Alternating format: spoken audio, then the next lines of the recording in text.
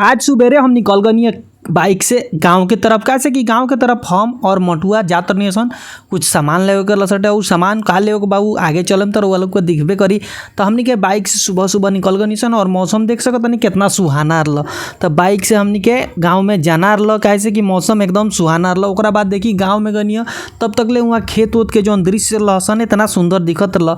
सुबह सुबह के मौसम रहा इतना सुहाना मौसम रहा कि देख के मियाज गदगद हो गई। और रउआ लोग इतरे गाँव में कबो इंजॉय कैले बानी कि ना, घूम के गांव के आनंद ले ले बानी कि ना, कमेंट करके बताई। और ओकरा बाद देखिए हम गांव में जौन भी चीज़ लहसन ओकरा के कोशिश करनी है कि काफ़ी बेहतर तरीका से दिखाई। आई देखिए आई काफ़ी सारा फसल भी लागल बाटे और अलग अलग प्रकार के फसल बाड़सन। तो उ चीज़ दिखनी है। ओकरा बाद हम फिर ओने से आनी है तब तक ले एगो हमरा फूल के पौधा दिख गई। काफ़ी सुंदर फूल के पौधा दिखल। तो ये पौधा के नाम का हटे कमेंट बॉक्स में बताई। और ये फूल के पौधा इतना सुहाना लागत लसा कि देख के मियाज गदगद हो गई।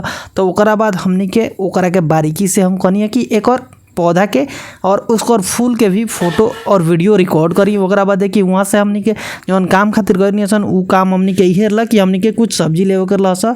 तो सब्जी तोड़ के रखल लसटे। तो उ सब्जी रहा बैगन। ओकरा बाद हमनी के लगनी सन बैगन के काफ़ी बेहतर तरीका से छाँटे और जौन सही रहा ओकरा के हमनी के इकट्ठा करके और लगनी सन अपन लेवे खातिर बोरा में रखे। ओकरा बाद चली हमनी के बोरा में बैगन रखा गई। बाय।